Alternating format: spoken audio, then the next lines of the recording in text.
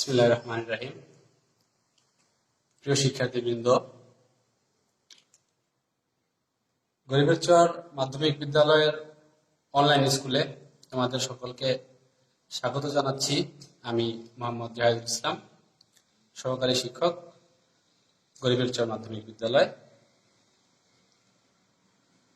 তোমরা সবাই দীর্ঘদিন যাবৎ করোনা পরিস্থিতির জন্য ঘরে অবস্থান করছো, যা তোমাদের জন্য এবং বাকি আশেপাশে সবার জন্য খুবই নিরাপদ। আমরা জানি এই সময় ঘরে অবস্থান করাটাই উত্তম, কিন্তু আমাদের যেহেতু তোমরা শিক্ষার্থী, তাই তোমাদের যে শিক্ষাদানমূলক কার্যক্রম, পড়াশোনার যে কার্যক্রম, এটা অনেক যাবৎ বন্ধ আছে। তাই আমরা আমাদের স্কুল থেকে তোমাদের জন্য এই অনলাইন ক্লাস অর্থাৎ অনলাইন স্কুলের ব্যবস্থা করেছি। আমরা আশা করছি এটা তোমাদের জন্য অনেক ফলপ্রসূ হবে। আজকে আমি নবম শ্রেণীর ভোকেশনাল শাখার ইংরেজি ক্লাস নিয়ে তোমাদের সামনে হাজির হয়েছি।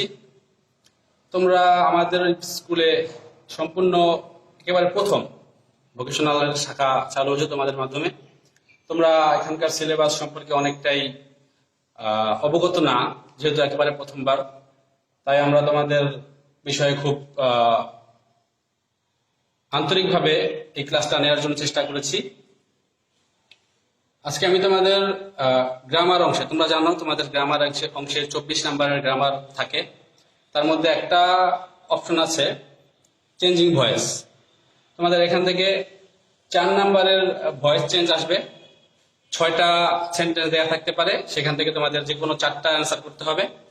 তো সেই ভয়েস চেঞ্জ নিয়ে আমি এখন আলোচনা করব। তো চলো কথা না বেরিয়ে আমরা মূল আলোচনায় প্রবেশ করি। তোমরা দেখতে পাচ্ছ আমরা এখানে ভয়েস চেঞ্জ সম্পর্কে কিছু লেখা লিখেছি, কিছু নিয়মকানুন লিখেছি। তার মধ্যে প্রথমে দেখা যাচ্ছে যে ভয়েস সাধারণত 2 প্রকার। তোমরা অনেকেই জানো, সবাই জানো, এটাও পড়ছো যে ভয়েস 2 প্রকার, অ্যাক্টিভ ভয়েস আর প্যাসিভ ভয়েস। তো আমরা কিভাবে চিনবো যে কোনটা অ্যাক্টিভ ভয়েস আর কোনটা প্যাসিভ ভয়েস, এটা আমরা কিভাবে চিনবো? এখানে চেনার কয়েকটা স্কিল বা কৌশল তোমাদের জন্য উল্লেখ করা হয়েছে।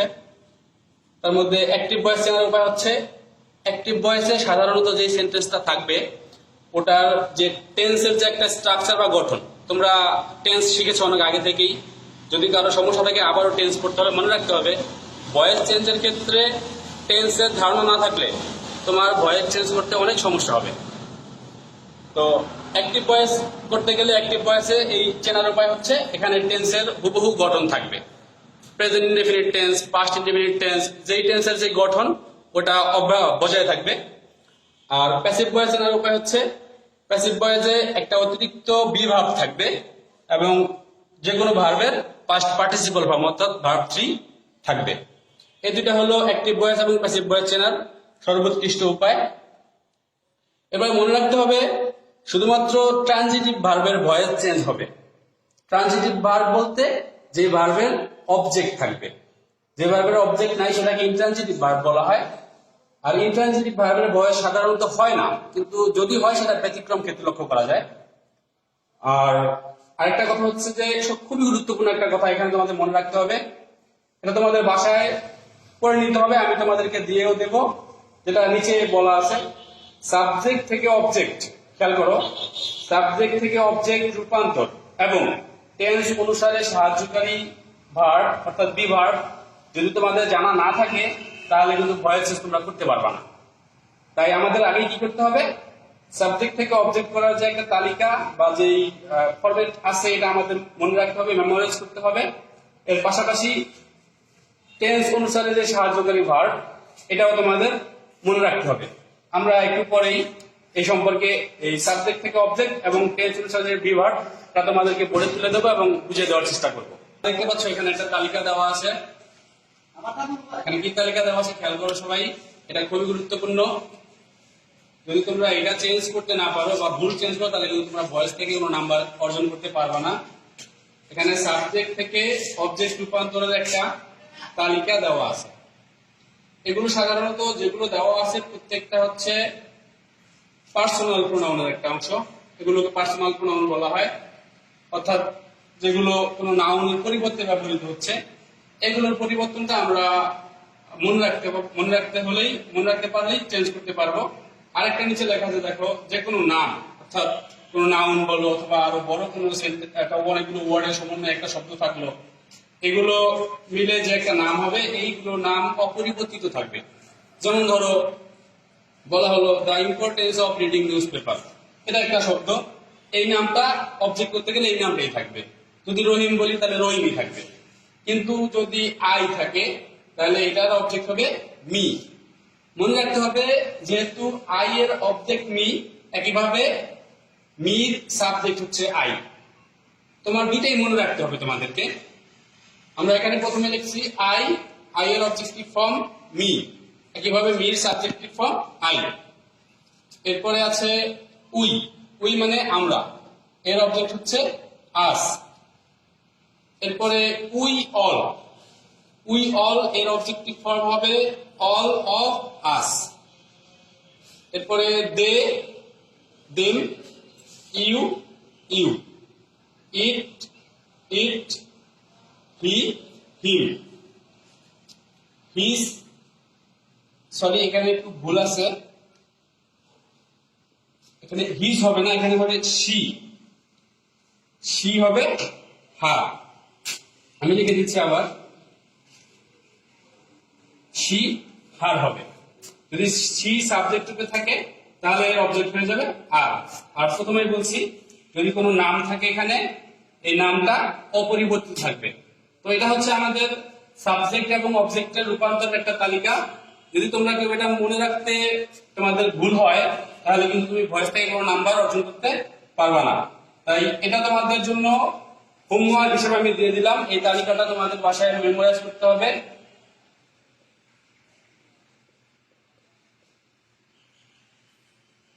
এই তালিকাটা তোমাদের বাসায় হোমওয়ার্কের জন্য দেওয়া হলো, বাসায় এই তালিকাটা মনে রাখতে হবে। এরপরে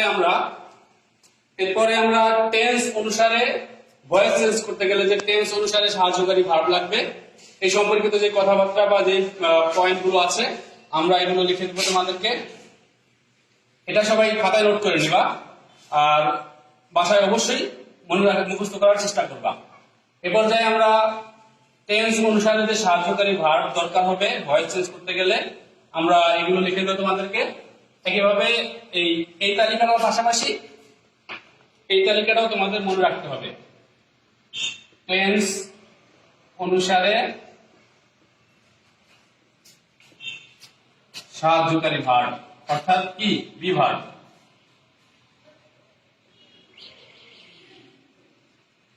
আমরা জানি প্রথমে কি টেন্স আছে, প্রেজেন্ট ইনডেফিনিট।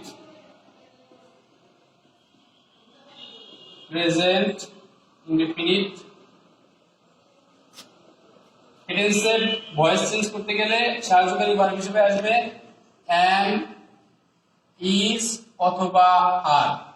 তিনটাই কিন্তু একই সাথে হবে না, তিনটার যে কোনো একটা হবে। এটা ডিপেন্ড করবে হচ্ছে সাবজেক্টের যে পার্সন এবং নাম্বার তার উপরে। তোমরা জানো person first person, second person, third person থাকে। এরপরে নাম্বার হতে পারে সিঙ্গুলার নাম্বার অথবা প্লুরাল নাম্বার। যেমন যদি সাবজেক্টটি থার্ড পার্সন সিঙ্গুলার হয় তাহলে ইজ হবে, ফার্স্ট পার্সন সিঙ্গুলার নাম্বার হলে am হবে, আর থার্ড পার্সন এছাড়া অন্য সব ক্ষেত্রে আর হবে। এরপরে পাস্ট ইনডিফিনিট মিনসে ওয়াজ অথবা ওয়ার, এই দুটো বিভাগ ভয়েস চেঞ্জ করার জন্য এই দুটো বিভাগের প্রয়োজন হবে। এরপরে ফিউচার ইনডিফিনিটে শ্যাল বি এবং উইল বি, এই দুটো ব্যবহার করতে হবে। তোমাদের মনে রাখতে হবে প্রতিটা ক্ষেত্রে এই যে একাধিক অক্সিলারি ভার্ব অথবা বি ভার্ব সাহায্যকারী ভার্ব দেয়া আছে ভয়েস চেঞ্জ করার জন্য, কিন্তু প্রত্যেকবারই কিন্তু এক একটা হবে, দুইটা একসাথে হবে না, তিনটা একসাথে হবে না, যে কোনো একটা হবে। এই যে কোনো একটা হওয়ার জন্য তোমাকে পার্সন এবং নাম্বার সম্পর্কে অবশ্যই ধারণা থাকতে হবে। যাদের এই বিষয়ে ধারণা নাই তারা হয়তো এটা করতে গিয়ে ভুল করবে। এজন্য যাদের ধারণা নাই তারা বাসায় এই পার্সন এবং নাম্বার সম্পর্কে ধারণা অর্জন করে নিবা। আমরা এখানে তিনটা টেন্স সম্পর্কে লিখছি, বাকি আরো টেন্স আছে। তোমরা জানো টেন্স মোট 12টি, তার মধ্যে সাধারণত 9টি টেন্সের প্যাসিভ ভয়েস সাধারণত হয়ে থাকে। এরপরে আমরা দেখব present continuous tense. Present continuous, এক্ষেত্রে যে অক্সিলারি ভার্ব লাগবে সেটা হচ্ছে am being, is being অথবা are being। এখানেও মনে রাখতে হবে এইখানে am, is, are যেই নিয়মে ব্যবহৃত হবে ঠিক একইভাবে am being, is being অথবা are being ব্যবহৃত হবে। থার্ড পারসন সিঙ্গুলার নাম্বারের ক্ষেত্রে যেরকম ইজ হয় এখানে সেরকম ইজ বিং হবে। ফার্স্ট পারসন সিঙ্গুলার নাম্বারের পরে যেরকম এখানে am হতো, প্রেজেন্ট কন্টিনিউয়াস এখানে am being হবে। সোজা কথা, টেন্সে যে অক্সিলারি ভার্বটা থাকবে, কন্টিনিউয়াস টেন্সে যে অক্সিলারি ভার্বটা থাকবে তার সাথে তুমি প্যাসিভ ভয়েস করতে গেলে শুধুমাত্র বাড়তি বিং যোগ করে দেবা, being, B E I N G, being. এরপরে past continuous tense. Past continuous, এখানে ওয়াজ বিং অথবা ওয়ার বিং এটা ব্যবহৃত হবে। আর ফিউচার কন্টিনিউয়াস টেন্স,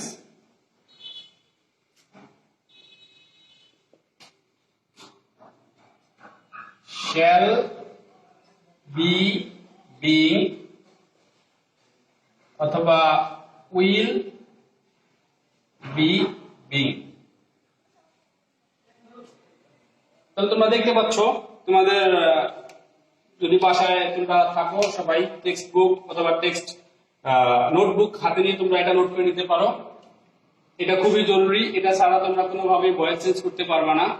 এই তালিকাটা মুখস্থ রাখতে হবে এবং পূর্বে যেটা দেওয়া হয়েছে সাবজেক্ট থেকে অবজেক্টের তালিকা, এই দুটা জিনিস তোমাদের মনে রাখতে হবে। আমরা এখানে 6টা টেন্সের তোমাদের লিখে দিয়েছি, বাকি যে আর 3টা আছে পারফেক্ট টেন্স অর্থাৎ প্রেজেন্ট পারফেক্ট, পাস্ট পারফেক্ট এবং ফিউচার পারফেক্ট, ওই সম্পর্কে তোমাদেরকে এখন লিখে দেব। আচ্ছা, আমরা বাকি 3টা যে অবশিষ্ট 3টা আছে টেন্স ছিল আমরা এগুলো তোমাদেরকে বোর্ডে তুলে দিচ্ছি। দেখো তোমরা পারফেক্ট টেন্স অর্থাৎ present perfect tense, past perfect tense এবং future perfect tense. Present perfect টেন্সে যে সাহায্যকারী ভার্ব লাগবে বি ভার্ব ভয়েস চেঞ্জ করার ক্ষেত্রে, একটা হচ্ছে হ্যাভ বিন আর একটা হ্যাজ বিন। আর পাস্ট পারফেক্ট টেন্সে হ্যাড বিন, ফিউচার পারফেক্ট টেন্সে শ্যাল হ্যাভ বিন অথবা উইল হ্যাভ বিন। তোমরা দেখতে পাচ্ছ এখানে হ্যাভ, হ্যাড, শ্যাল হ্যাভ অথবা উইল হ্যাভ, এই যে বিভাগ গুলো আছে এটা তোমার এই প্রেজেন্ট ইনডিফিনিট টেন্সে, প্রেজেন্ট পারফেক্ট টেন্সে এটা থাকবে। তুমি প্যাসিভ ভয়েস করবার সময় এর সাথে বাড়তি বিন যোগ করে দিতে হবে তোমাকে। একইভাবে পাস্ট পারফেক্ট টেন্সেও হ্যাড থাকবে, তার সাথে তোমাকে হ্যাড বিন যোগ করতে হবে, হ্যাড বিন হবে। আর ফিউচার পারফেক্ট টেন্সে শ্যাল হ্যাভ বিন অথবা উইল হ্যাভ বিন। তোমরা অনেকেই জানো কোন ক্ষেত্রে হ্যাভ হবে, কোন ক্ষেত্রে হ্যাজ হবে। শুধুমাত্র যদি সেন্টেন্সের সাবজেক্টটি থার্ড পারসন সিঙ্গুলার নাম্বার হয় সেক্ষেত্রে হ্যাজ হবে, বাকি সব ক্ষেত্রেই হ্যাভ হবে। তো বুঝতেই পারছো যেখানে হ্যাজ হবে তুমি সেখানে এই টেন্সের ক্ষেত্রে অর্থাৎ প্রেজেন্ট পারফেক্ট টেন্সের ক্ষেত্রে হ্যাজ বিন বসাবা, আর যেখানে অন্য পার্সন থাকবে থার্ড পারসন সিঙ্গুলার নাম্বার ব্যতীত অন্য কোনো পার্সন সেখানে তুমি হ্যাভ বিন বসাতে হবে তোমাকে। আর হ্যাড বিন একটাই, এটা সহজ একবারে একটাই, অন্য কোনো শর্ত নাই, যে কোনো ক্ষেত্রে তুমি হ্যাড বিন ব্যবহার করতে পারবা যদি সেটা পাস্ট পারফেক্ট টেন্সে থাকে। এরপরে future perfect tense shall have bin, will have been. তোমরা জানো শুধুমাত্র ফার্স্ট পারসন সিঙ্গুলার নাম্বারের পরে শ্যাল ব্যবহৃত হয়, বাকি সব ক্ষেত্রেই উইল ব্যবহৃত হয়ে থাকে। তো সেভাবে আমরা যেখানে শ্যাল হয় সেখানে শ্যাল হ্যাভ বিন বসাবো, আর যেখানে উইল হবে সেখানে উইল হ্যাভ বিন বসাবো। তো আমরা ভয়েস চেঞ্জ করবার জন্য বেসিক যে সমস্ত কথাবার্তা আমরা আজকের আলোচনায় সবগুলো নিয়ে এসেছি। তার মধ্যে সবচেয়ে গুরুত্বপূর্ণ হচ্ছে কোনটা অ্যাক্টিভ ভয়েস এবং কোনটা প্যাসিভ ভয়েস কিভাবে চিনবা তোমরা, এটা আমরা একটু আগে আলোচনা করেছি। এরপরে দ্বিতীয়তে আমরা শিখলাম হচ্ছে সাবজেক্ট এবং অবজেক্ট অর্থাৎ সাবজেক্টে কিভাবে অবজেক্ট করতে হবে, আবার অবজেক্টে কিভাবে সাবজেক্ট করতে হবে, এই সম্পর্কিত একটা চার্ট তোমাদের সামনে দেওয়া হয়েছিল, তোমরা নিশ্চয়ই তুলে নিয়েছো।